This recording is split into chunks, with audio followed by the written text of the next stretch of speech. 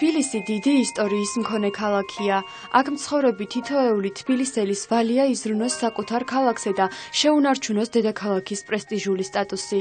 არ აქვს მნიშვნელობა რა პროფესიის ადამიანი ხარ, მთავარია შენ საქმეს გულით თბილისისთვის აკეთებდე და ყოველდღიურად ცდილობდე რაიმე შემატო შენს ქალაქს. თბილისზე მზრუნველი ადამიანების ღვაწლის დასაფასებლად წელს თბილისის მერიამ თბილისობა 2015-ის ფარგლებში თბილისზე მზრუნველი 4 ადამიანი დააჯილდოვა. ჯილდო წელს მეეზოვე ილია ჩოხელს, 13 ივნისის სტიქიის დროს გამოჩენილი თავდადებისთვის გიორგი ლომიძეს, მესაათე არტურ პეტროვსა და მაშველო თორღვა თორღვაშვილს ერგოთ. ისინი არიან 4 განსხვავებული პროფესიის მქონე ადამიანები, რომლებსაც ერთი მიზანი საკუთარ ქალაქზე ზრუნვა ამოძრავებთ. მუშაობ მერის დასუფთავების სააგენტოში. ყოველი მეეზოვეს დილა თენდება დაახლოებით 6-ის ნახევარზე იწყება მუშაობა. ვიწყებ 8 საათზე მუშაობას, მუშაობ რიყის პარკში. ვართ 3 ადამიანი. ჩვენ ვალაგებთ პარკის ტერიტორიაზე გარშემო დასუფთავება, რომელსაც ვაკეთებთ ჩვენი საქმე გვავალია. ყავს უფროსი მოდის და უფროსი რასაც დაგვავალებს, იმას ვასრულებთ.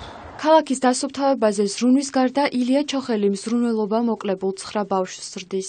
მეც იტენაში ვარ გაზრდილი და ესე ავიზარდე და ყურადღებას მაქცევს. ამ ბავშვებზე ვზრუნვა ფიზიკურად რასაც უკეთებ, რაც სჭირდება ბავშვებს, რაც გართობა, ჩაცმა, ყურადღების მიქცევა და ეს მარტო მე არა, ყავს მეგობრების დახმარებით. ეხლა ჩემი შემოსავალი არის დაახლოებით 660 ლარი, მაგრამ იტყვიან რომ როგორ მარტო 660 ლარი ამდენი ბავშვს როგორ პატრონობს და რაღაცა. მეხმარება სამსახურიც მეხმარება, გვერდზე მიდგანან, არის მოძღვარი მყავს.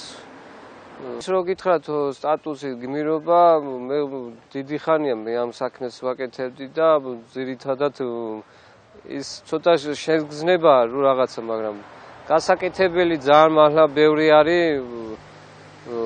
მე რომ მქონდეს ჩემი სახლი რომ მქონდეს, ბევრ რამეს გავაკეთებდი კიდე, იმიტომ რომ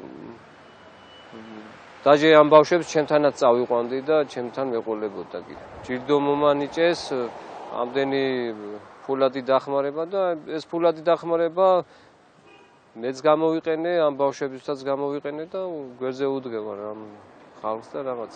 ანუ პროფესიით მე ვარ მესაათე.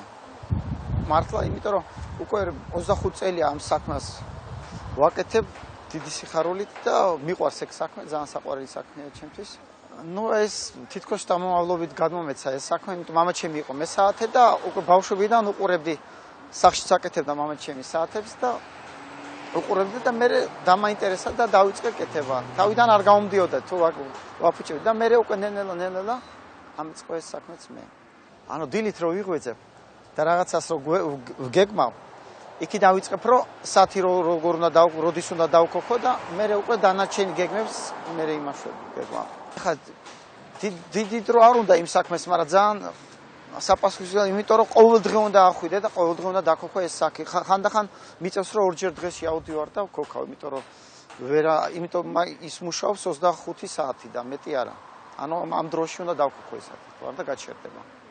5 წლის განმავლობაში ნამდვილად რომ აი ესე ვქოქავდით არც ხელფასის გარეშე და მაგრამ ამას ვაკეთებდი გულით და სულით. 2015 წლის 13-14 ივნის მომხდარი სტიქიიდან გამომდინარე, წლევანდელი კანდიდატები ძირითადად იყვნენ ადამიანები, რომლებმაც თავიანთი წვლილი შეიტანეს სტიქიის შედეგების სალიკვიდაციო სამუშაოებში და სამოქალაქო სოლიდარობის უპრეცედენტო მაგალითი აჩვენეს.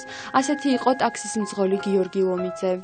13 ივნისის ტრაგედიის შემდეგ ყველასთვის ცნობილი მოვლენებიდან გამომდინარე გადავწყვიტე რომ დავხმარებოდი ხალხს ამ ფორმით, გულისხმობ უფასო მომსახურებით იმ მოხალისეებისთვის, ვისაც ძალიან რთული იყო თავისით გადაადგილება.